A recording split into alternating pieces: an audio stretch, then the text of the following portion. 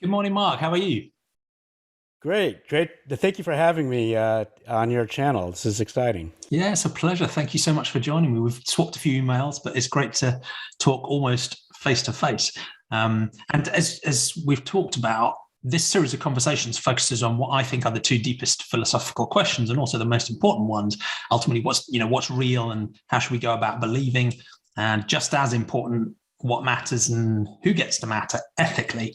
Now, I've got an obvious bias I'll declare up front because I'm obviously trying to popularize and develop this very simple, basic worldview called sentientism, which in a sentence is evidence, reason, and compassion for all sentient beings.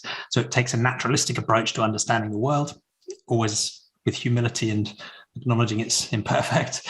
And when it comes to the ethical side, it suggests we should have moral consideration or compassion for every sentient being, any being that has the capacity to experience suffering or flourishing. But I'm lucky in these conversations to talk to a breathtaking diversity of people who either agree or disagree with one or both of those tenets. So it'll be great to understand your own journey and have a conversation around them. But before we get into that, how would you introduce yourself and what you do? Well, my name is Mark Solomon, and I'm talking to you, I suppose, in the capacity of a street epistemologist. And that is somebody who is trying to have a different kind of conversation with others about what they know and how they know it. And it's not so much of a philosophy, it doesn't take a stand, is it so much of it is it's a conversational technique to understand how people know what they know, and is that a reliable way to know that thing? And when I talk to people, we go on journeys and have conversations together, and hopefully by the end of the conversation, we are in each other's heads better about where we're coming from, and maybe we've even resolved a thing or two. And it's kind of this is a new thing, and it was if on YouTube, there's a lot of people who practice street epistemology. I would say the people who've started doing this was practicing it in practice was Anthony Magnabosco and Reid Nicewonder. They were probably the two that started doing this first, but many of us have started doing this since then. And I find that there, at least on the premise side, there's a lot of similarities to sentientism as there is to street epistemology.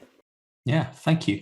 I think that feeds nicely into our first question about what's real and what to believe, because in a way, that's an epistemological question. And, I only know the basics of street epistemology, but I really like the integrity of the approach because it seems to be one that is grounded in, a compassion and a consideration for the other person. You're not trying to win or break someone down or destroy someone. It's a genuine, heartfelt seeking to understand. And it also has a lot of that epistemological humility built in. It's really trying to understand the other person's point of view and is more questioning their own understanding in a constructive way than it is putting forward challenges or knockdowns. Have I got a fair impression of how? Yes, absolutely. When you're having this kind of conversation with somebody, it's not a debate. It's not so much an exchange of facts. It's not trying to win points, as you say. It's really trying to understand how they know what they know. And maybe you could help them understand how they know what they know, if that's useful for them. And maybe through the course of the conversation, they'd be able to adjust their confidence in the belief they have if they need that confidence adjusted. And for example, let's say you're having a conversation with somebody who believes that the earth is flat, and you happen to believe that the earth is round, and you're having a conversation with that person. And I think the tendency in these cases is to debate that person and say, you're wrong because these are the facts I have. And the person will tell you presumably the facts that they have, or the reasons they have, that is, for why they believe what they believe. And I think we've all had this experience. When we do that, it doesn't really often work out the way we hope. I think, and often to that point, sometimes it ends up worse. Like there's something called the backfire effect, and you could have a conversation with someone who has an opposing belief, and by the end of that conversation, they become more entrenched in their belief. And so that's, of course, we don't want that in a civil discussion, and we want to be able to come to resolutions. And I find that is that's kind of a microcosm of what's going on in our world today, that we have these huge, really entrenched beliefs about things, and we just can't see the other side, or we can't even talk to each other. And this is a way to hopefully get around that, and a way to talk to the other side about what we believe. In the case of someone who believes that the world is flat, rather than hit them with facts, if you believe that the world is round, the other approach, the street epistemology approach, would be to understand why or how it is that they believe what they believe. What is their epistemology that they're using? You can believe that the world is flat for many different reasons. You could believe the world is flat because of the facts that you seem to see it, or you believe it because of what you've heard on the news, or you believe it because your neighbor believes it, or you believe it because of religious reasons. I mean, there's many different reasons to have a belief, and not everyone comes to that same belief by the same reasons. And if we can really talk about the reasons and not so much the belief, well, then I think we're maybe getting somewhere, because if someone can really reflect on this and come to a better way of forming their beliefs, then you really, I think something has been accomplished. Because if you have a belief that's incorrect, and it seems like you're going to go on forming more beliefs that are incorrect, because you have that same epistemology, the same way of knowing what you know, and the same way of forming your beliefs, and you haven't dealt with that. Yeah, that makes sense. Thank you. And we'll come back to street epistemology, I think, in our final question as well, when we talk about the future and what role can constructive conversations play in making the world a better place for us all. I find it a fascinating and powerful approach, and it's one I still aspire to rather than achieving. So as I make yet another snarky comment on Twitter, there's something in the back of my mind going, this isn't the best way about it, but hopefully this conversation will help to nudge me again in a slightly more constructive conversational approach.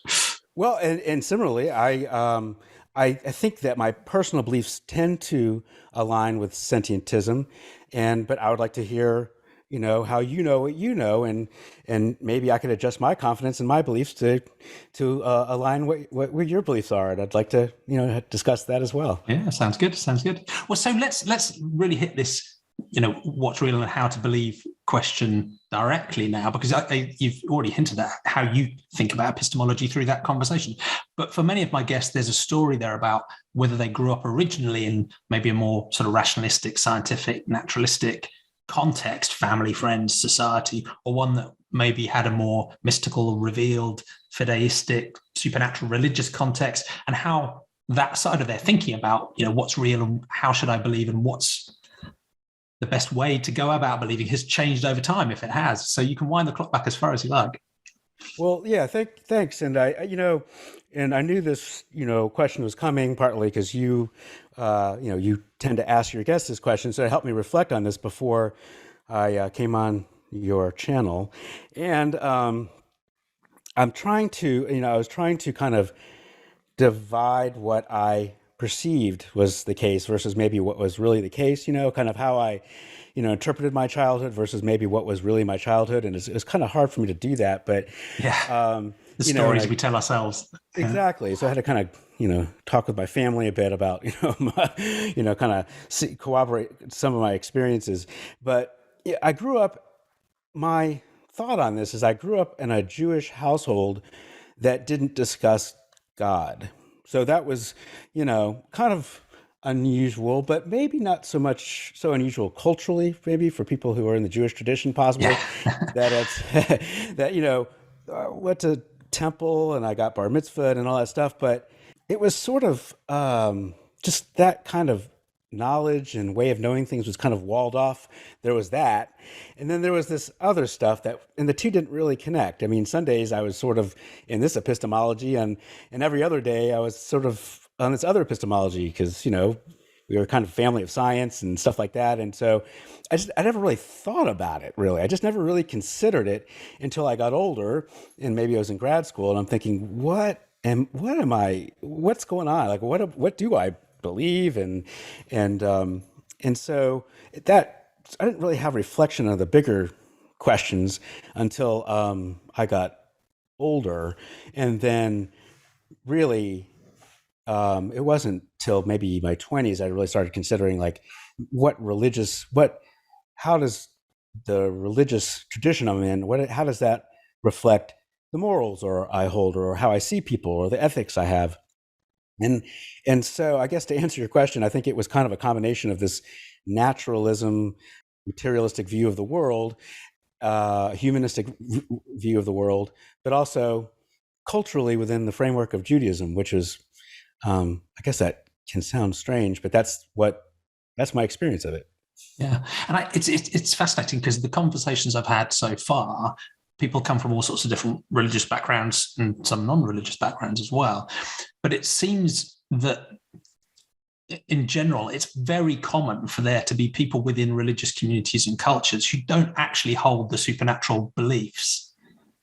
And sometimes they're compartmentalized, and sometimes they're not actually held at all, but people still identify as Hindu or Jewish or or Christian in a cultural or communal sense, without actually holding on to any of the core bits of the epistemology.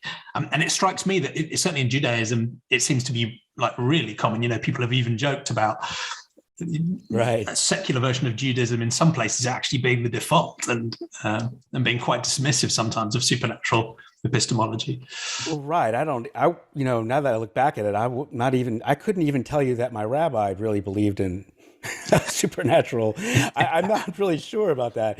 But what about your tradition? I mean, what is your background? Do you come from a religious tradition, or do you come from a scientific or naturalistic? In a pretty weak context. So I grew up in an Anglican Christian context in the English countryside. So it was a very sort of unassuming background type of religious context. It didn't really push into our lives. It didn't really drive anything practical in our lives. We'd go to church a few times a year, and that was it. But at the same time, it was still quite deeply infused into the culture and the society I grew up in, and it was just the thing that people did and the place that people got together. So it was quite anodyne and quite non-intrusive in a sense. But it was interesting that it still took me quite a few years to work my way out of it. So it wasn't without some struggle or trauma. It wasn't something I just sort of dropped like that. It was something I actually had to work through. Was it because of a degree of identity, or was it a degree of family around you, of pushback there, or was it because of how just seeing yourself in different terms would be difficult? It was purely psychologically. So I didn't feel there was no pushback, there was no challenge, there was no social pressure in a sense at all on the religious side of things. It was purely my own sort of working it through. So I felt this sort of connection with it in some sense, and it felt like an important thing to give up, even though no one else was really putting any pressure on me. And it was a combination of, I think, two factors that again are quite common with my guests. One was a sort of epistemological thing of just actually reading the Bible and finding inconsistencies and reading about the history of the Bible and learning about other religions and learning about the social history of religions and thinking these are much more likely to be human constructions than anything else, right? You could see the sort of male human mindset writing these books and fighting over them, editing them. So the epistemology just was like, this is just not convincing to me. It just doesn't hold together. But there were also aspects of some of the ethical practices that were flowing through that even quite anodyne form of religion that made me think. You thought you might become less ethical if you lost your religion, or is that what you're saying? No, it was that I was seeing this religious system that said we define good and bad. We have the final answer to ethics. And I was saying, yeah, but there seems to be homophobia, sexism, institutional control mechanisms. Or internalized maybe a more advanced, shall we say, form of ethics or morality internally. And that was that was butting heads against you learned religiously. Yeah, and whether it's, saying it's more advanced is, I would say more advanced. Ultimately, right. I probably would now from where I am now. But at the time, it was a more intuitive sense of, just fairness, justice, compassion, and ideas like creating a world where billions of innocent people are going to burn in hell for eternity didn't chime with any concepts of intuitive ethics that I knew. So it was, there's epistemological stuff and then a bunch of ethical things that both led me to think, this is just a socially constructed human artifice. It's based on fabrications. Some of those don't cause harm. Some of them help bring people together in community. Some people, they get a sense of meaning from them, but they also do seem to cause some really problematic, awful ethics. So I just rejected the entire enterprise. Yes, and I see where you're coming from now. And through like the practice of street epistemology, it's if someone does some good deeds, like they work at a food kitchen, and I think we could all probably agree that's a good thing to do. And it's the idea that we can do good things for good reasons, and we can do good things for not so good reasons, but still do good things. And same things that we do are, when we do not good things. And we could do good things. We can work in a food kitchen because because intrinsically we might think it's the right thing to do. We're reducing human suffering and increasing human flourishing. Or we could work in a food kitchen because we think if we don't, something bad's going to happen to us upon our demise. And that's another reason, and some could argue that that's maybe a not as an epistemologically sound reason to do a good thing. Yeah. And so it sounds like in your journey, you came to a sort of naturalistic place in a sense. Is that fair to say? So again, there's a bunch of different versions of naturalism. It's quite a fuzzy term, but one is the sort of ontological sense of, I think only the natural world exists, so I don't think the supernatural exists. There's another term which I tend to prefer, which is more sort of methodological, which says, look, I'll be open-minded about reality, anything goes, but I will base my credences on evidence and reasoning, and where I don't see good evidence, I will withhold belief. So it's a sort of method approach. Often they collapse together in a sense, but I think that's how I see it. I think that I tend to see that my morality and my ethics and how I see the world comes from a naturalistic perspective, and I'm happy to change that. I'm open for that to change if there's reasonably good evidence to come along that view should be changed. And I think if it's in the sense of a new supernatural being that's guiding my morality or a deity, I mean, I think in that case, I think it would require pretty good degree of evidence. I think in my mind, that's a pretty substantial claim, and it'd have to really be convincing to me. Because of that, I have this sense of my morality is coming from a sense of naturalism, because I don't see where else it could come from, the way I just kind of see the world. Yeah, that makes sense. And so, in a way, street epistemology is a tool, if you like. It's an approach for having constructive conversations. But would you say it's fair to say that it does itself have an epistemological grounding, in that it does assume naturalism? It assumes that evidence and reasoning are valid things to use to build our knowledge? Or could you actually be a sort of fideistic street epistemologist who believes in, a deity purely through revelation and faith, but you still use street epistemology as a tool? So you can have a very strong belief, let's say, in Jesus, and you could still use the conversational technique of street epistemology to ask questions of someone who, say, is an atheist. And it's just a way of, anyone can use it to understand the epistemology of anybody else's belief. It's not, no philosophy, no belief holds this conversational technique. It's just a way to know better how somebody knows what they seem to purport they know. And so it's just, anybody can use it, but there are some, anytime we're starting off with a conversation or a way of talking, especially when you're talking about a belief or a method, I mean, there's going to be a premise or two we're going to have to work off of. But I think the list of premises that we use is not very different than probably the premises that you use in Sentientism, in the sense that there's an assumption that there's no reality, and I don't think anyone who practices street epistemology typically pretends to know what that reality is in the sense, in a specific sense, but more in the sense that it is shared. whatever this reality is, and it might be difficult to talk about, and we may be close to describing it or far from describing it, who knows? But whatever it is, we share it and we operate within those same rules that operates that reality.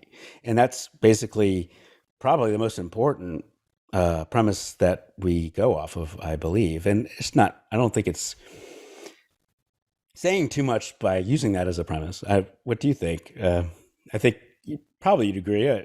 No, I would as well. And I think even that I'd have a certain level of credence in. Of course, it's possible I am a solipsistic brain in a vat or Boltzmann brain floating somewhere. It's possible, right? But I give that a very tiny credence. So I think it's highly likely we share, one objective universe, and that doesn't mean we have some magical privilege or ability to understand it. That understanding is always going to be partial and imperfect, and from a perspective as well. And I find that another interesting angle as people work through epistemology is this distinction between, on the one extreme, there is one reality we all share, and it's possible to understand with 100% confidence totally incontrovertible facts about that, and there's no real such thing as perspectives or subjectivity at all. The other extreme is, we can only ever know things subjectively. I am, in a sense, an island. My perspective is its own thing and can never link with anything else. And I think both of those perspectives have got it wrong. I guess my resolution of it, and I'd be interested to see if you agree, is that it's highly likely we do all share one objective reality, but our individual subjective opinions, I think, are part of that one shared reality. So my perspective is subjective in the sense that, I have my own perceptions. I see things differently from you. My brain is configured slightly differently. You and I are never going to perfectly understand each other. We have our own distinctive opinions and perspectives, but because we do share one reality, I think it's entirely possible through constructive conversation and through engagement and through comparing evidence and reasoning to at least get to a meaningful degree of overlap and common understanding that gives us the chance to cooperate and work together. And fortunately, it doesn't have to be 100% overlap. So in that sense, I can see the validity of realizing that people have different subjective views, but at the same time, ultimately, they are all part of one objective shared reality. Yeah, and so I can better understand what you're saying. So I think you're telling me that we all have opinions. We all have kind of the lenses that we see a reality through. We have our perspectives and our slants just as because we're human. Are you also saying that we also have our own personal truths? I wouldn't use that terminology, no. I think people might think they have their own truths, but I prefer the common sense version of truth, which is it's some form of statement about our shared reality that has some form of objectivity to it. People might say they have their own personal truth, but I'm not sure that's any more meaningful than saying, here's something I think. Well, okay, but I don't think it makes sense to call that a truth. I think truth needs to have more grounding in our shared reality. But it helps me. I'm just trying to see better where you're coming from, because sometimes people, in our language, they can say, well, it's my truth that this is the case, or it's my truth. And sometimes they really, truly believe that it is their truth, that because they believe it, there is some truth value to that. And sometimes when people say it, they might mean that this is my opinion, or this is the lens how I see through the world through. Yeah. And I think where I would grant that statement is where people are talking about their own mental experiences. I think, at the moment, our fMRI scanners haven't got to the same level of resolution where I can genuinely understand what you're thinking without you telling me about it. And I can't yet run a Mark Solomon emulator, so I can't experience what you're experiencing. So, I think for you to say, I'm having this experience at the moment, probably is the best way we're going to approach that truth, because you're the one having the experience. But beyond that, in terms of statements about the wider world that we share, I'd want truth to have a sort of weightier responsibility and a capacity for it to be shared and corroborated in different ways by different forms of evidence and different approaches to reasoning. That's how I'd like to build confidence or build credence in a truth. Yeah. Yeah, and I totally see where you're coming from. And often when we're having a conversation that's rooted in street epistemology, one of the first questions I ask is questions related to truth, how they see truth, and that's often the first thing we need to discuss, because if we're not really seeing each other's perspective on that one question, you have to understand that anything you talk about after that won't make much sense, because if someone has a belief that what is true for me is objectively true because I believe it to be true, well, you can talk about facts, you can talk about anything all you want, but in the end, they believe it because they believe that they have access to a truth. And so it's just kind of an interesting, in that sense, it's an interesting way to have a conversation. I agree. And I think it's really appropriate to try and get that understood early, because without doing that, I think that can be the source of deeply frustrating conversations that can run for hours when people are just talking across each other, and you're never really going to make progress. Because if one of you grounds or tries to ground your credences in evidence and reasoning and the other doesn't, it's hard to see how you're really going to make much progress. But yeah, well, sorry, go on. No, I think that right, and I think that's just a premise that we sort of use to have these kind of conversations. That if we don't use that premise, that we're just kind of there's a if in the case of vaccines, either you could say that vaccines are something that are safe and protect you from a virus, or vaccines are something that will kill you. Those are two opposite beliefs. And there's an assumption that there's somewhere there's an objective truth. It might be hard for us to get to. It might be fleeting in some sense, but there is an objective truth about that doesn't matter what we believe about it. Our beliefs don't matter to the truth value of whatever that is. Yeah. Thank you. So we've already hinted at it a couple of times, but some people like to keep a really clear distinction between here's the epistemology question and then completely separately, here's the ethics question. And I think the boundaries are a little bit more fuzzy, and sometimes there are links there that it's hard to escape, and we've touched on them already. But the second question, which is often put to people like you or me with a more naturalistic way of thinking, is, okay, well, so where do your ethics come from then? What's good and bad or right and wrong if you don't have a deity or a book or some sort of externally imposed ethical structure? So that's a good place to start. Is, again, you can wind the clock back if you like about where do you think your ethics came from, and how would you answer that question now about right and wrong and good and bad? Well, enough given this thought, and because this helps me, because I knew this question was coming, and I really, it forces me to think about these things, and these things I don't really think about that much. And I guess if I had to be completely honest with you, I would have to say is that I don't know. Yeah. It's a totally valid answer. I just think about ethical dilemmas in my life, and I think, sometimes I think I've made good choices, and sometimes I think I've made not so good choices, and I try to be a selfless person, but sometimes I can act selfishly, and then, I try not.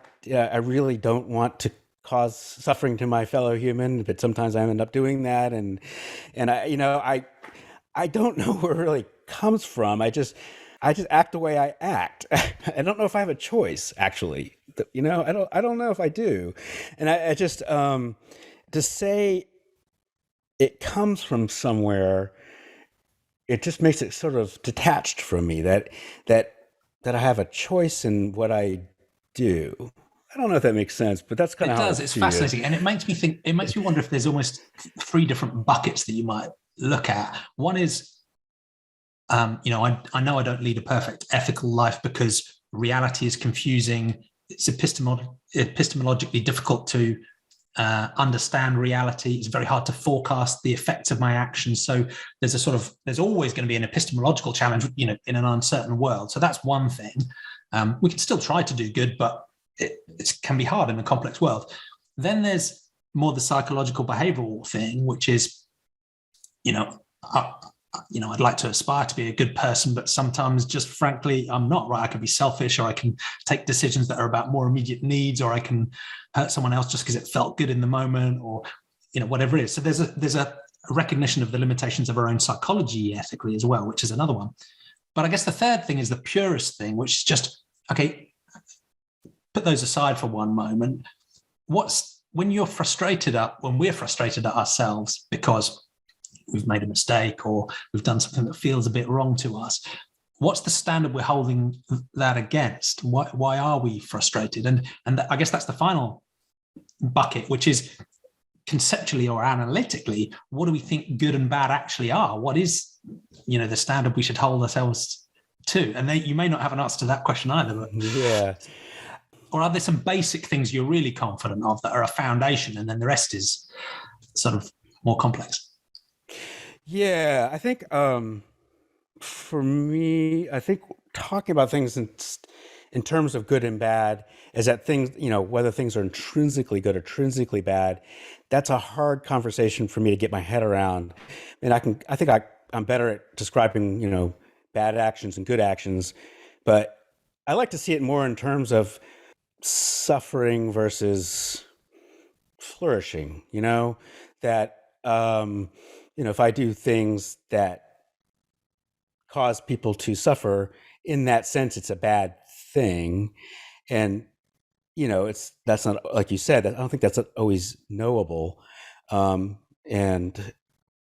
I try to act in ways that are good, in the sense that, causes myself to flourish and the people around me to, and that's, again, I know that's those are loose terms, and it's a really hard thing to talk about. But I think there is a hesitation, and I feel it too, because you say something about suffering is bad and flourishing is good, and and caring about the suffering and flourishing of others is sort of morality, and you almost feel an embarrassment or hesitation about it because I think that's a really solid foundation.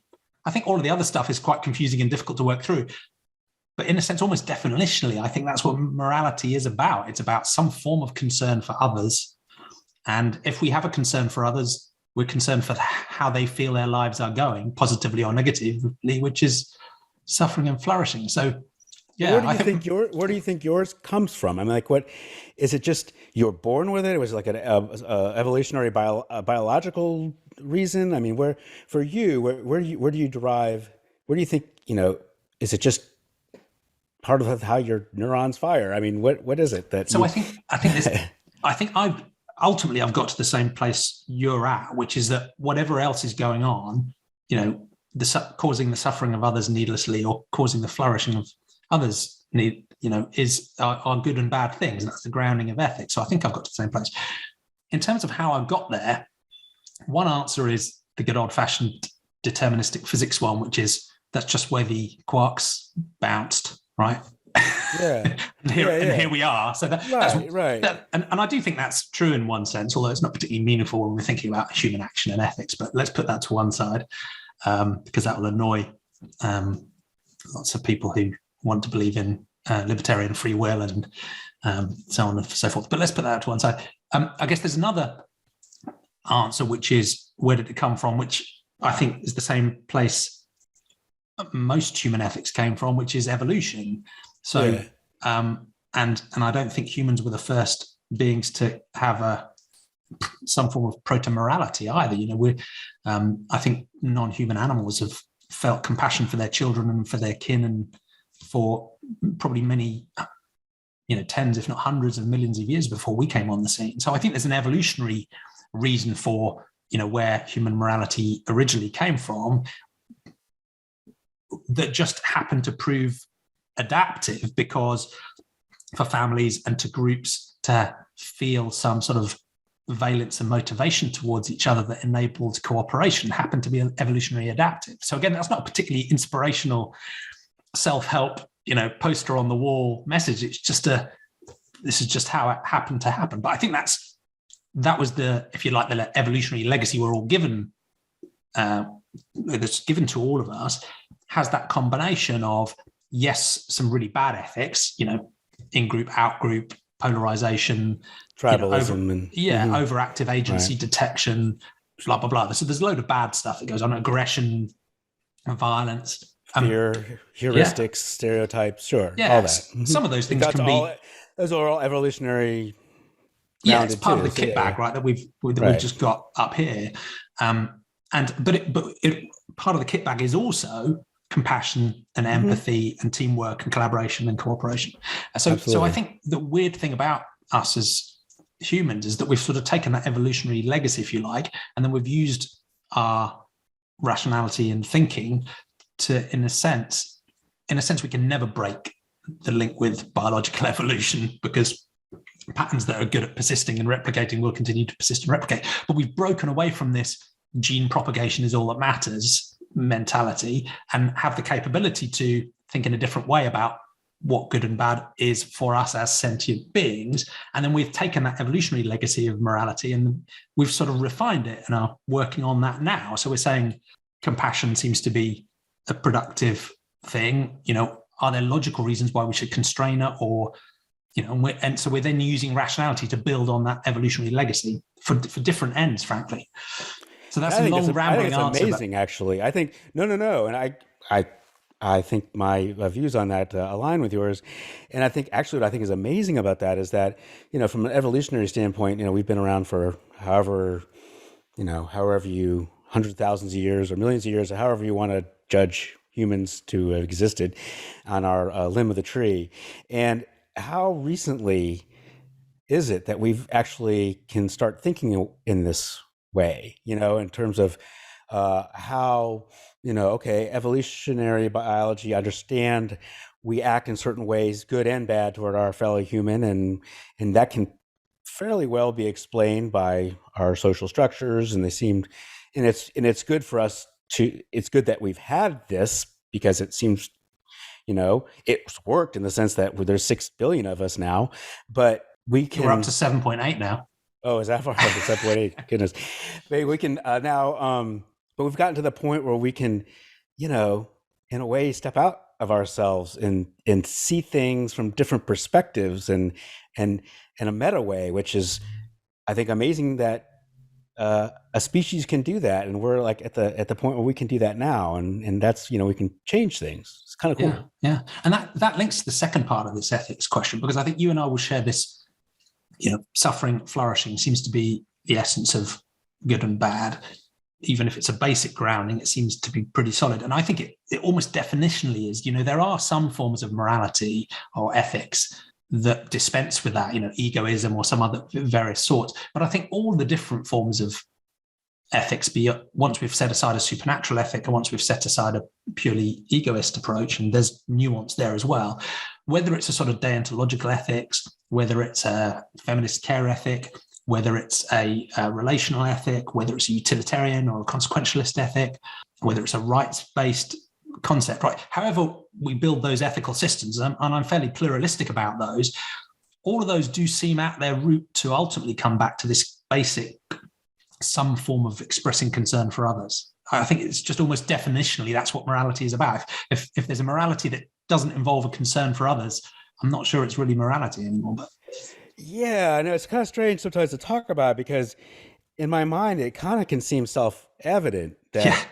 it's almost tautological, isn't it? It's like it's sort of in the definition, right? So right, you don't want to cause harm to others because you've caused harm to others. I mean, it's almost circular, but I understand that, and I guess I could try to understand why wouldn't we want to cause suffering to others? Well, suffering causes suffering. It's hard to get around that, but yeah, and I think that's kind of where I am. and there are some people who will say, well, yeah, but why is suffering really bad? And it's almost as if they're looking for some externally defined 100% answer. And I'm not sure that's there, because I think morality is just something that we've defined in the context of us existing as sentient beings. I think if there were no sentient beings in the universe, there would be no morality. It wouldn't be relevant at all. So I don't think moral truths necessarily were floating out there for us to discover. But I think that once sentient beings come into being, and we experience bad things and we experience good things, that's the context in which some form of morality makes sense. So it feels frustrating in a way because it's almost tautological, it's almost definitional, but I think that's partly just because that's what it is. So let's work on that basis and move forward. Yeah, right. I think that's interesting. I think, and I just try to think of it from different perspectives. I could not cause suffering because I just don't cause suffering, and I don't want to do that. And I know that's circular and that's tautological, but what are other reasons not to cause suffering? Well, there could be where that you believe that there is a supernatural being that tells you not to do it. Well, is that a good reason not to do something? I don't cause suffering to others because my parents have told me not to. Well, is that a good reason? I mean, and I just try to think of, in my mind, I think it's better to have an internal reason for this than an external reason. And I'm trying to think why that would be, but... and there's a bunch of different internal reasons as well, because sometimes people will say, well, what if I just decide not to care about others? And in a sense, I don't think there's an answer to that directly, right? You can choose not to care if you want to. You're just choosing not to be moral, and that's a choice people can take. But even in that context, I think there are reasons you can still put forward. You can say, well, you've evolved in a way that actually it feels nice to be compassionate to others. You might get warm, fuzzy feelings. It might make it easier for you to socialize and cooperate with others if you care about them, or if you pretend to care about them. So there's reciprocity. But even those types of internal reasons, which again, in a sense, are sort of, you might call it enlightened self-interest, right? They still seem to be missing something, which is that almost pure piece of compassion, which says, even if there isn't a reciprocal opportunity, or even if I don't get a warm, fuzzy feeling from it, it's still a good thing to care about others as well. So I think there's still something else there. It's nice to have. And some people come to that. Altruism you're talking about in a way that because it sounds like you're talking about that. And I know you're probably aware that that's hard to discuss, and sometimes that sense of true altruism. But I think that's what you're telling me, that like a true selfless kind of moral motivation. No? I think it is, yeah. And I mean, there's a load of, altruism is a complicated and fuzzy term, but I guess they all are. But there is something about that distinct feeling of compassion, even if you can't really see or find any benefit for yourself whatsoever. There's something about that I think is a useful component. Whether it's mandatory or not, I don't know, but it's a useful component. And I think it can come either from an emotional place. So some people naturally feel empathy. For other people, it's more of an intellectual exercise where they've said, look, I don't like suffering. It's logical that I should care about the suffering of others, and it's a bit more technical. But wherever it comes from, I still think is a useful... Which is just do unto others, I would imagine. Yeah. And I think there's also something about demandingness there in altruism as well, because altruism feels like quite a demanding ethic. It's, almost or to the degree of being willing to make sacrifices to yourself to help others. And that's one aspect. But I don't think we necessarily need to push that far. I think where I focus in on the sentientism idea is people can interpret the demandingness as aggressively as they like or as gently as they like. But I think the baseline for me is, I refer to it as moral consideration, which is we at least need to have moral consideration. And what that means is you wouldn't necessarily, sacrifice yourself or harm yourself to benefit others, but at least you wouldn't needlessly cause suffering or death to those beings in that sense. So it's not necessarily fully altruistic, but it's at least saying in the human species, for example, if there's someone on the other side of the planet that I have no relationship with, I'll never interact with, I won't get any positive feedback from helping them, but at least I wouldn't deliberately harm them. At least I'd see deliberately harming them or causing that harm as a moral negative. That's the basic moral consideration. So it doesn't even have to be that demanding. Yeah, no, I actually agree. And I was thinking about, when you're talking, and I was reading about some of the underpinnings of sentientism, I was thinking about human flourishing or sentient flourishing and sentient suffering. And I'm kind of thinking to myself, man, if we could just tackle the suffering part, not even so much the flourishing, just the suffering part, I think we'd be really good spot. and many people who subscribe to, I think you talk to many humanists and they would do a similar thing. They said, look, reducing the suffering is more important than enhancing the flourishing. And I think people with a sentientist worldview probably tend that way as well for various reasons. But that's a pull I feel too, is that alleviating suffering feels a stronger imperative to me, or not needlessly causing suffering and death feels a stronger imperative to me than, enhancing the flourishing of others. I think they're both of value, but yeah, I'm pulled more to the suffering imperative. Yeah, and I think with what you're in, the philosophy that you hold, I mean, and all that you're saying is that, well, humans suffer, and I think that's pretty self-evident. I think it's probably part of the experience of being human. I think we can't get really around that too much. But to reduce that suffering seems like it'd be an admirable thing to do. And you just take it one step further and you say, well, Nagel wrote the famous article or paper on what it's like to be a bat. I don't think I'll ever fully know what it's like to be a bat, but based on my experience of being human, I think I could possibly approximate what it's like to be a bat. And in that sense, I think a bat probably would have some sense of pain and some feeling of pain and suffering under certain circumstances. And just based on that very simple extrapolation, not reduce suffering for yourself as well as other sentient beings would seem to not be a very difficult case to make. Yeah, I don't think it is. I think it's pretty clear, but others, most people on the planet disagree with me for now. And we'll get onto some of those reasons why, because damn those social norms, right? But we'll come back to that. But I think the way you laid that out earlier on was really interesting, because you talked about, we've got this evolutionary legacy, and then, humans were cooperating various ways. We had kin, we had, small groups, 100, 150 people maybe. And because of the, intellectual kit we've got, I guess, and the social dynamics, we've managed to take that evolutionary legacy and get to the point where, after the Second World War, after seeing the horrors of what happened there, where most of the countries on the planet voluntarily signed up to an agreement that said, at least in theory, all humans, regardless of their characteristics, background, should be granted certain, supposedly inalienable rights. So as a species, we've gone from something that in its early stages probably didn't look that different from bands of chimps or bonobos roaming around. The morality probably wasn't that different, to something where, at least in theory, we're recognizing that X billion humans all around the world, nearly all of whom we'll never meet, warrant moral consideration. And that, in a sense, that's an incredible step, at least conceptually. Now we know conceptually, that, yeah. I keep saying conceptually because we know how far we've got to go to delivering on that, but it is a signal, I think, of our human capacity to at least take that legacy and think logically and use the logic on the ethics and try and take them to a different place. And as you say, in a sense, that's exactly what I'm trying to do with the sentientist idea, is to say, hold on, isn't that species boundary in itself arbitrary?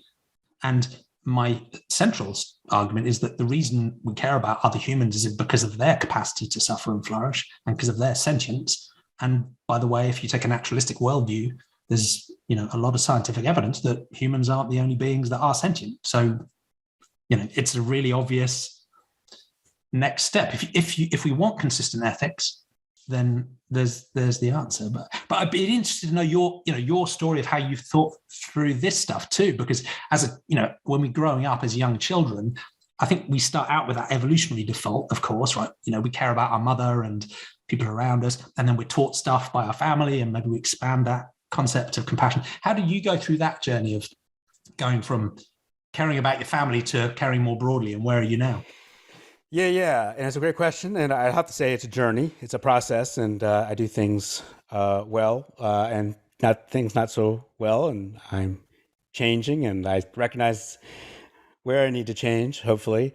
But growing up, I probably didn't think about it. I just didn't think about it. I mean, it just wasn't till I really probably got into grad school and started thinking about, ethics and morality and the study of, and I think that's where I started just kind of thinking about it in terms of myself.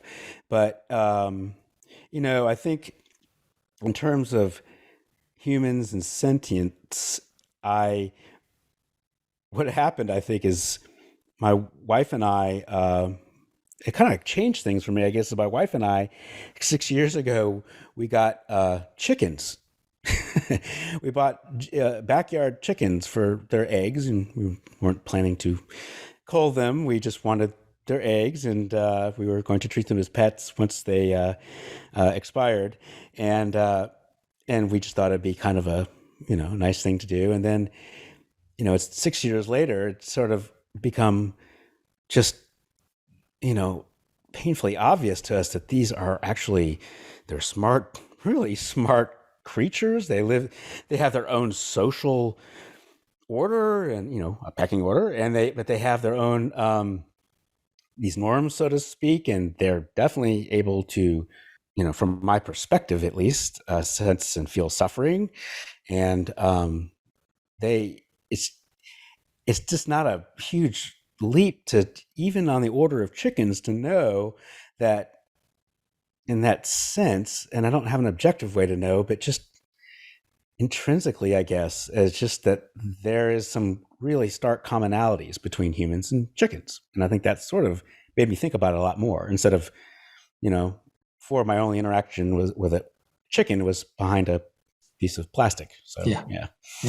And it's I've come to think that if we're going to base our worldview on sentience, assessing sentience is pretty important.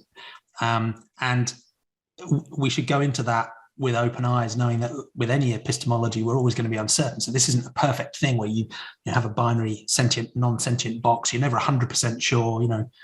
I'd give you a pretty high credence that you're sentient, Mark, but maybe not 100%. I don't. But I'm not like a vegan, and I don't.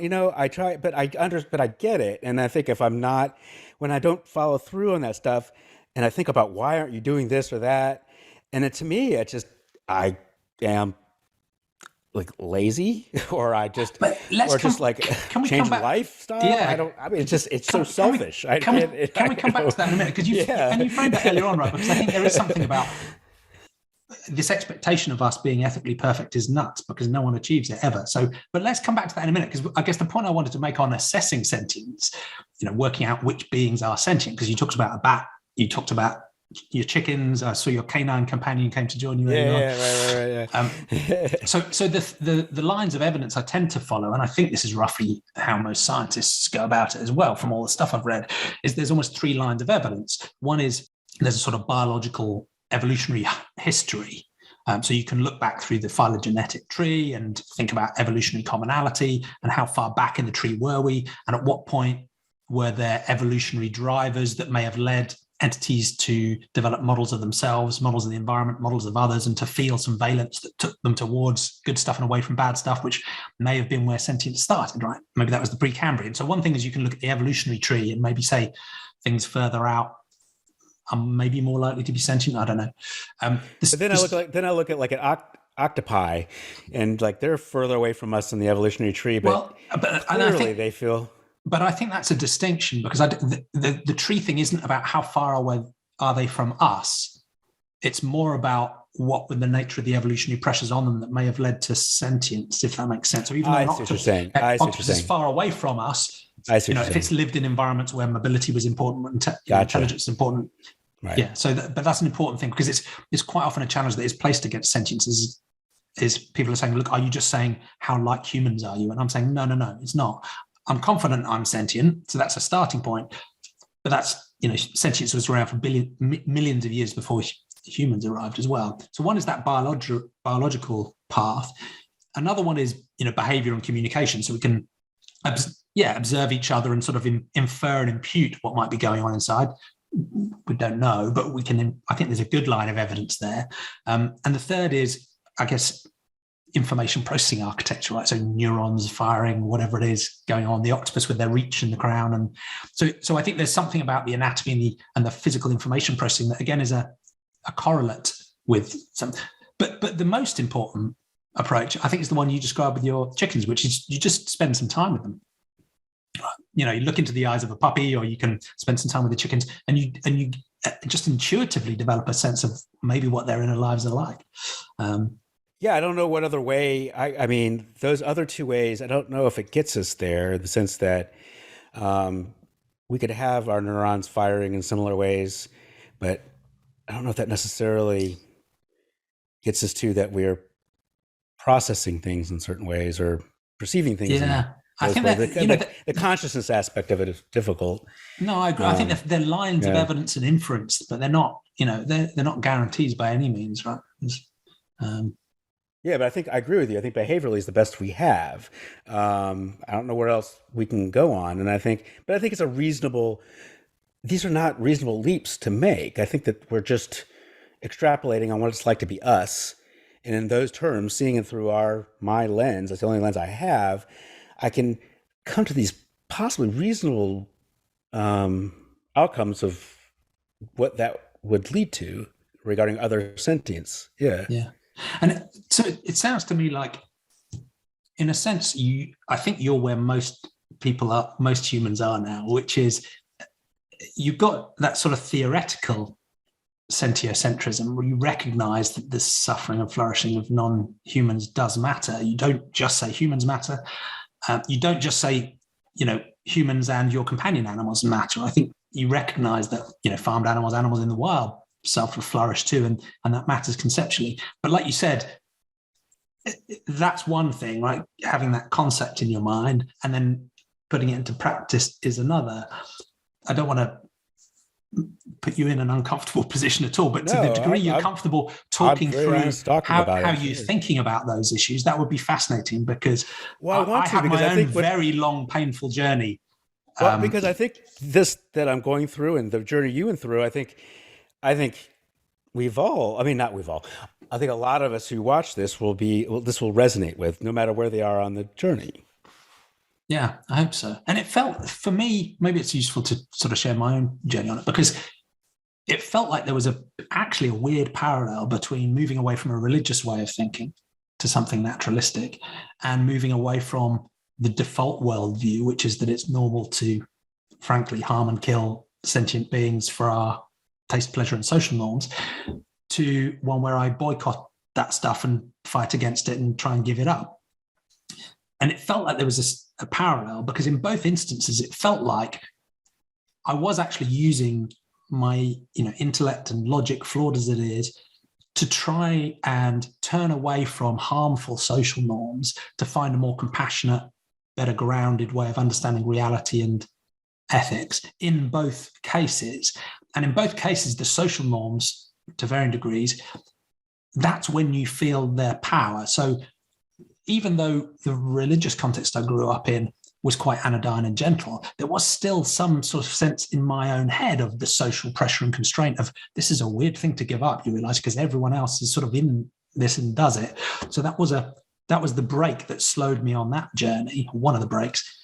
But it took even longer on the journey to veganism, and something that's still imperfect, and that's a journey in itself. But that took even longer because the social norms there felt even more powerful. So I think even as a child, I probably had some degree of compassion for non-human animals. You know, we had a companion animal in the house, and I lived in the countryside and so on. But that didn't play through into any of my, you know, our family's consumption decisions at all. I went vegetarian when I was in my early mid-20s for the same reasons that I'm now vegan, because I just didn't want to needlessly cause suffering or death to other sentient beings. My sister was vegetarian, so that was always a reminder in my head. And I sort of thought it through enough to take that step. But the reason I didn't go any further was largely a social thing, right? It felt at that point, you know, we're talking in the 90s, I guess, that going vegetarian was quite weird socially, but going vegan was really crazily 90s, weird, yeah. right? Super extreme in the 90s. I mean, I've spoken to many of my guests who went vegan in the 70s and 80s, and enormous kudos to them. But it was almost explicitly driven by a social norm. It wasn't actually driven by any logic or ethics or any of the values that flow through street epistemology. It was literally that. I was trapped by the social norms, and they're so powerful. So there's a sort of parallel in both of those sides of my story, and they flow through with many of my guests as well. Of, like I say, you start with these maybe a childlike state, which is more naturalistic and more sentiocentric, but then social norms are layered on top of you by family and friends and so on, that may give you a supernatural epistemology on one hand, and may teach you that it's completely normal to farm sentient beings on the other. And to break away from those things is, again, another sort of parallel journey of trying to put those harmful social norms behind you. But it's hard. You're saying that for you there was not like an epiphany. I think you're saying that you're kind of more seeing a disconnect or an inconsistency of the way you're applying different standards. And it was, I think I used the reason why I was slow on making those steps was because of social constraints, really. I felt like I just didn't want to come across as weird. But so I think that was the central motivation. There were probably others, but that was the central one. But then I used the full toolkit, the full denialist toolkit, right? So the main thing was just not thinking about the issue, because I was worried about where it might lead me, because I knew that, I even knew then, if I thought it through really clearly and followed the implications through, I would have to be vegan. And that felt weird. So I deliberately avoided the topic. There was plenty of cognitive dissonance. I was, believing one thing and acting in a different way and just failing to resolve the challenges. There was even maybe a crazier, which, as I understand it, is almost the next level on from cognitive dissonance, where you don't even have any dissonance in your thinking. You're totally consistent, but you're still not acting in line with it. You're still not, because just for whatever. And there was also it warped my epistemology as well. So, did I want to learn more about egg production or dairy or, well, no, I didn't really want to hear about that stuff. So it sort of warped the things I would look into. I guess there was social thing was the motivation, then a full kit bag of human psychology to defend myself from going where I felt would be weird. And eventually that did break down, but it's a sort of amazing. I mean, it took decades, right? It took decades. And I'm not pretending I'm in a perfect state either, because, the purist vegan isn't living without harming other human and non-human beings either. So I'm not saying it's like an end of a journey, but just those steps of deliberately deciding, not to consume products that require the suffering and death of other sentient beings is in itself still an important step, I would suggest. But yeah, human psychology is weird.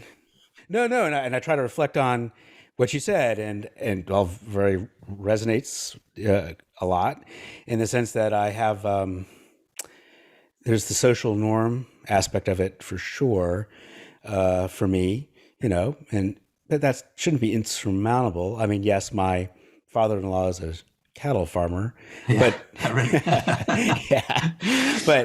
got some great ideas about how you can convert it to a sanctuary and start growing mushrooms and a solar farm.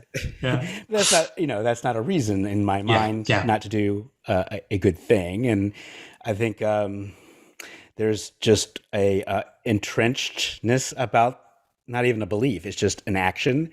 I find, not that this is a good thing, and I try not to do this, but I find as I get older that I'd really try to reflect on, as often as people sometimes get older, they get more inflexible in their beliefs or ability to change.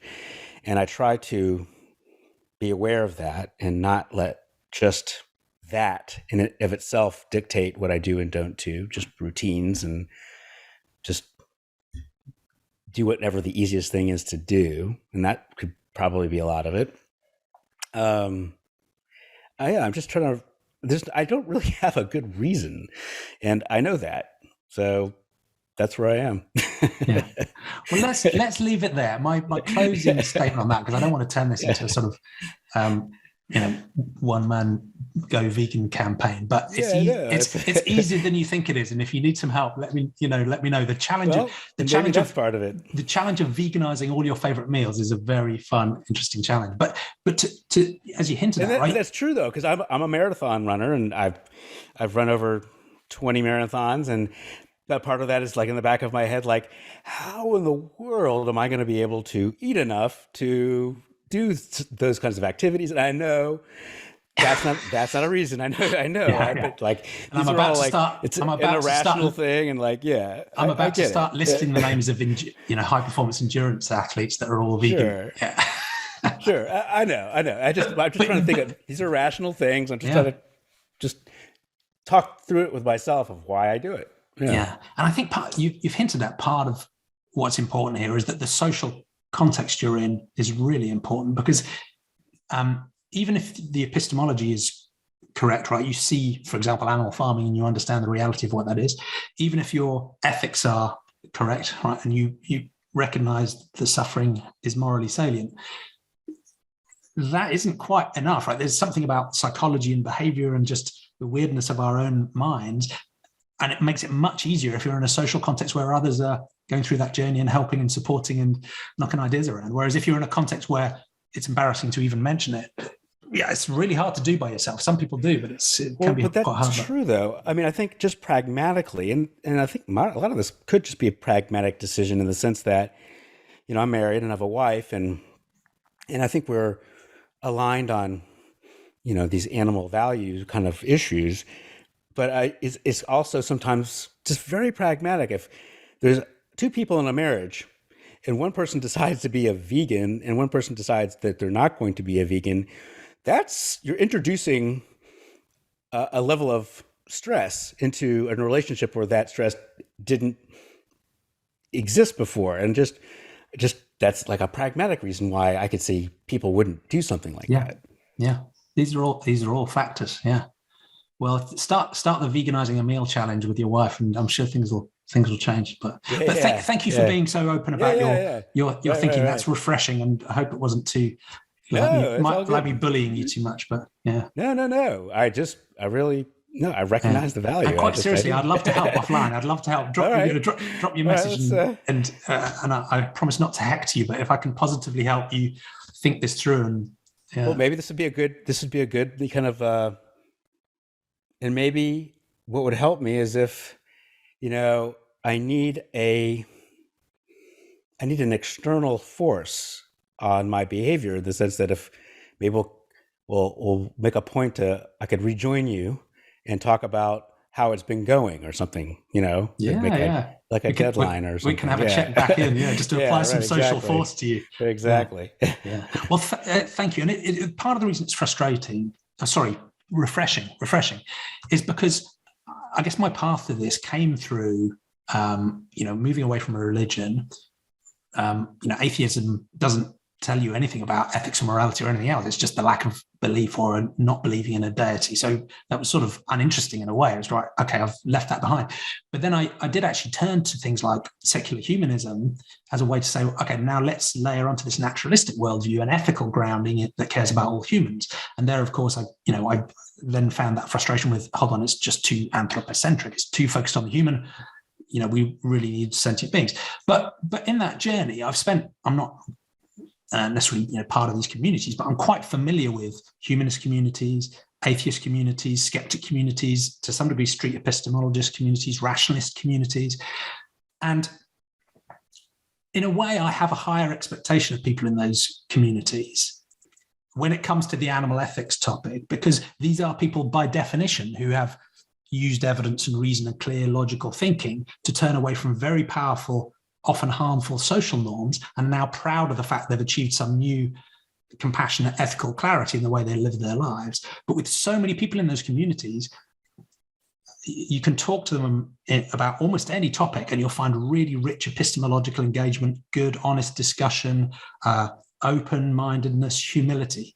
And then you bring up non-human animal ethics and the world falls apart. It's like kryptonite. Right. For many of even the best known public thinkers in those fields, all of a sudden they start to demonstrate the absolute worst of epistemological standards, of conversational standards and ethical standards. It is like a kryptonite to Superman. I find it frustrating. It's trying to separate what you want to be the case versus what is the case. Which sounds very much like the religious people that they're have so much fun criticizing. I mean, again, the analogy seems strong, right? If you start from what do I want to believe, and I'll reverse engineer the evidence and reason to fit that, That's not the way it's supposed to work. So, and these people know that. So it's really frustrating to have such an open, constructive conversation with you. Yeah. Yeah. Well, I appreciate what you're doing. I really do. And I think the way I see what you're doing is that you're sort of at the beginning. You're at the very beginning of, I don't know what to call it, a movement, but it's sort of this philosophical way of looking at things that puts into practice what other people purport to believe. Maybe that's a way to put it. Yeah. And I think that there is almost a latent ethic there that we can tap into here. I'm not talking about something deeply radical. I'm talking about something that I think most humans have some affinity with already. And you can see that in the way they care about their companion animals or charismatic wild animals, or even if they get lucky enough to spend some time with a farmed animal sanctuary, so people are already theoretically sort of agree with me to some degree. So I think we're tapping into that. Let me ask you this question. What have you heard? What seems the best argument that you have heard that goes against your philosophy or belief in sentientism? So there are none. You haven't heard any? No. So the arguments will tend to fall into one of two camps. One is you'll hear all of the classical arguments against naturalism, so revelation and fideism and arguments for deities or God or spirit, or so there's all of those things can be applied to sentientism as well, because it is also naturalistic. So that's one group of responses, and I don't really find any of them particularly compelling, because again, naturalism seems to be just almost self-evidently the best way of understanding reality by engaging honestly with it. So, there's lots of arguments on that side.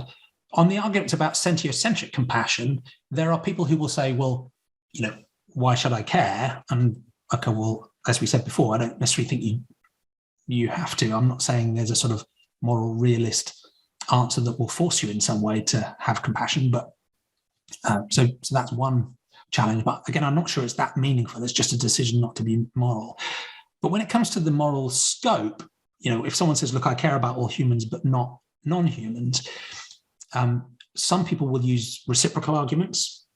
So they'll say, look, we reciprocate between humans in certain ways. It's because of that capacity to cooperate that justifies our compassion for each other. But, we can't do that in the same way with non-sentient beings. But again, that isn't really about ethics and morality to me. That's just a practical strategy for cooperating. It feels quite, and again, you'd say, well, if you only care about humans that you have the potential to reciprocate with, that means you don't care about all humans either. So I guess the difficulty is whenever someone challenges a sentiocentric moral concern or moral consideration, it's very hard for them to do that without excluding some humans.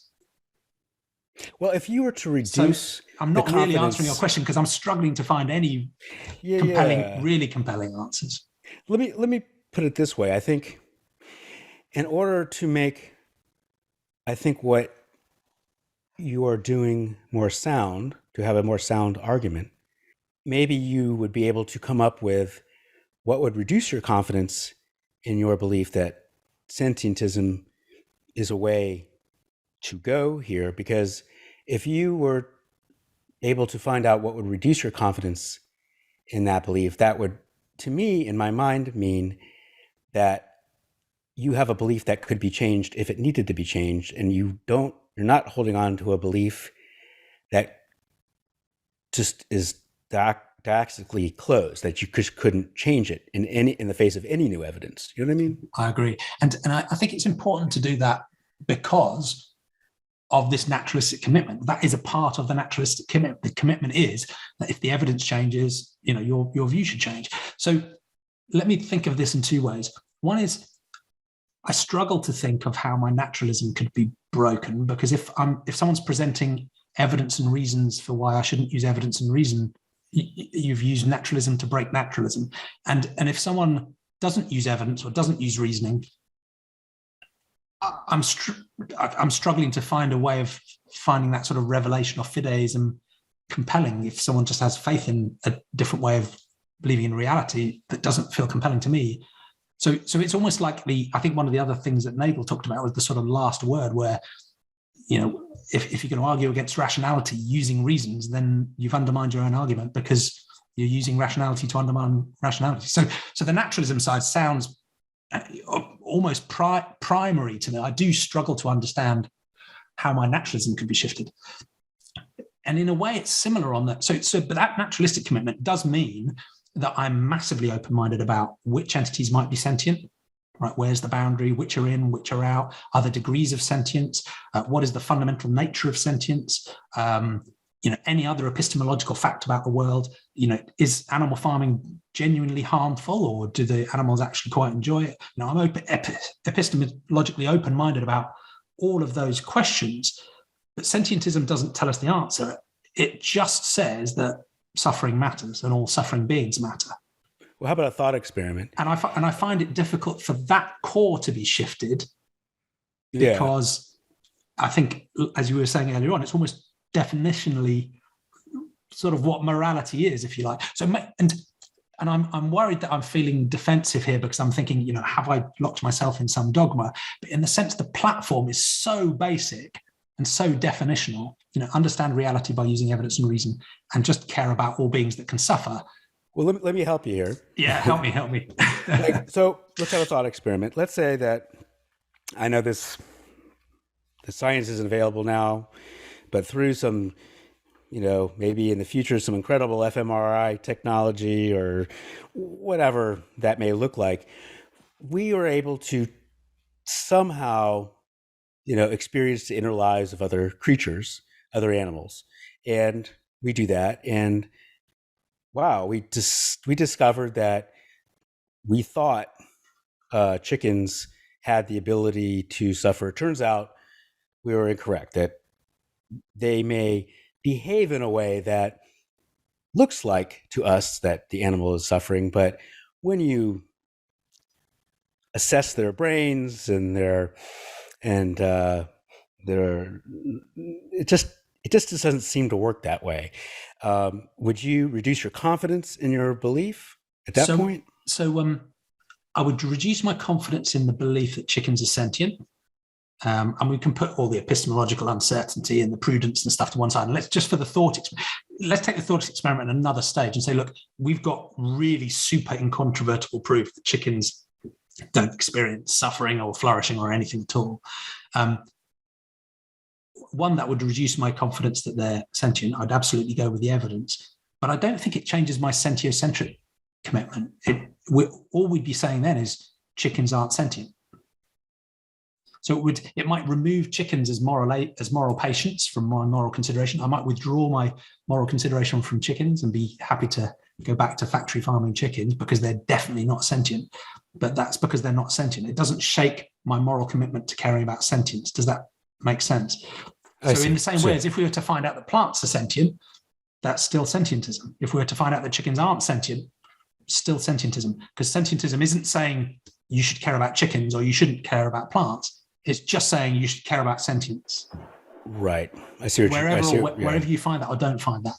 And I'm quite keen to keep it that way, right? In a way, that's why I want to keep it as a very, very broad, basic platform. People will then you need to build on it. You need to get much more specific. You need to work out which animals are sentient and which ones aren't, and layer on loads of complexity. But the fundamental platform just says, care about all beings that you have a decent likelihood of thinking are sentient. Well, what if George is sitting next to you and George says, okay, I understand that you see I think you see sentientism as a kind of a continuum, maybe, that there are more beings that kind of fit this definitional sense of sentientism and beings that may be less so. And let's say George says, I would like to eat insects because there's a shortage of beef in the world, and this is one way we could solve this problem. We could easily factory farm insects, and I don't think... And he hasn't heard of plants. He hasn't heard of plants. Well, he says insects don't suffer, I think. Yeah. And so I'm just trying to probe your belief here, So I think that's another situation where one, the pleasure George gets from eating something is a part of his flourishing as a sentient being. So we would have to take that into account. If there's decent scientific evidence that shows that the particular type of insects that are being bred definitely aren't sentient, then we can remove our moral consideration for them. So again, sentientism isn't about don't support animal farming or don't eat insects or don't eat plants. It's just saying any sentient being warrants our moral consideration. That's it. So I've almost retreated so far, but I think I'm okay with that because I think those two platform statements are the most important ones to get right. And most of the people on the planet have, rejected a naturalistic way of understanding the world in part or in whole. And most people on the planet, at least in practical terms, don't grant moral consideration to all sentient beings. So I'd really like to focus on getting those two things right. And then we can fight over all the other details later on once we've persuaded 7.8 billion people to agree with It's very interesting how you, the basics. Just understand how you believe what you believe. And I just find it, it's really interesting. And I'm happy you're doing it personally. So thank you. Well, let's finish up with this final question, which is in that context, how can we make the world a better place? Because I think, you and I share a sort of broadly naturalistic way of understanding the world, with humility, trying to engage with reality honestly to try and understand it. And we share certainly a moral consideration for all humans, and you're working on catching up with the sentient-centric compassion and putting that into the practice. But as I said, most humans on the planet disagree with one or both. And that's partly because of this social norm and human psychology thing that we were both expressing frustration with earlier on. In that context, how do you think about the future and making the world better? And you can talk about that in this sort of utopian Star Trek terms or more pragmatic things, or how you think street epistemology and constructive conversations can play a role in. Yeah, and I do see that thing in this conversational tool that I practice. And I do think, there's not a philosophy behind it, but if there is any goal to street epistemology, it is to reduce human suffering, with the idea that it's the notion that having incorrect beliefs, I think of themselves, people will say, well, if I have an untrue belief, what difference does it make? But it can make a lot of difference because, the beliefs you hold, and if you hold an untrue belief, an ill-formed belief, it can definitely impact the lives of other people. And if I don't believe that vaccines work, and I think vaccines will kill me, I can choose not to take a vaccine, and that's fine. But my belief can directly impact somebody else. And let's say the truth is that the vaccines do work, and I get COVID and I give it to somebody else. Well, it seems like the things I've believed definitely can impact other people. And it's the notion that not that we all have to believe the same thing, but it's the idea that if we can somehow go through the exercise of really understanding how we form beliefs and the biases that we have in our forming our beliefs. And if we can kind of really understand that piece of things, I think we would be in a much better place. Because if you have a much better way of forming a belief, a much better epistemology, then not only will you not form that ill-informed false belief, you'll probably be able to stay away from many false beliefs and gravitate towards things that hopefully are more aligned to what's true and real. Yeah, I like it. And I think you're right that although street epistemology, like you say, it's a tool, it's a mechanism, it's an approach, but there are some, like you say, there are some underlying values there, right? There's an implicit assumption that it will help us improve our epistemology. And then you say, well, why would we want to do that? And the assumption underneath that is, well, we sort of want to make the world better. And, as you're writing in the manual, you can update where it says better for humans or reduces human suffering to put sentience in there instead. And you can sort of nudge the street epistemology movement, bring it up, put it in the manual. But I like the way you framed that as well, because that links to this, why I'm trying to put naturalism and sentiocentrism together in sentientism, because many people from the animal advocacy or the vegan movements, for example, will come to the sentientist idea and they'll go, well, why do we need naturalism Right? Why can't we just have the compassion? Why can't we just have compassion? Right. I see. And I answer it in a similar way that you just did, which is, the problem is, if your epistemology is wrong, if you believe things that are wrong about the world, fabricated or unfounded, even compassionate people can do terrible things. And to put it the other way around, if you look around the world at, the problems for sentient beings and for humans today, I think all of them do come back to either a failure of compassion. I just do not care about this group or that person, right? So I'm excluding them and therefore I can harm them. It's a failure of compassion, or it's a failure of epistemology. Vaccines are dangerous. QAnon is real, whatever it is, right? So, and I think that's why we need both. We need a good epistemology and a well-founded ethical, moral scope. Either by itself is just not good enough. And I think that does that sits underneath street epistemology too, maybe. Yeah, and it's just my personal thoughts. I don't know how I know this is true, but my thoughts on this is that, you look at a conversation like we're having 20 years from now, that this conversation will seem so antiquated, that we've probably moved along so far in our thinking by a generational sense. The fact that, gosh, they're even discussing these sorts of things, then how how backwards obvious? was it? Yeah. And so I kind of think that that's kind of where we're headed, hopefully. But I hope so too. We'll see. And I think if you genuinely have a compassionate scope, you should want to understand the world well, so that you can do good in the world. So if you have a compassion, that should lead you to naturalism. And I think also, if you have a naturalistic way of understanding, that breaks down some of the arbitrary ethics that we're brought up with. So I think there is a nice complement. Some people like to talk about the is-ought boundary and really drive a hard chasm between the two. But I think there's a really nice complementarity between the two, that compassion can lead to a commitment to naturalism, and naturalism can extend our compassion. Yes. Yeah. And you can definitely see how they're two sides of the same coin. Things put into practice, and I think so. I do. Well, that's great. It's been fascinating to talk to you. Thank you. Like I said, a really refreshing, open conversation. I hope you feel it's been sort of two way enough. No, I love it. No, this is great. I really thank you for having me on. I really do appreciate it. I love talking about this stuff. I really do.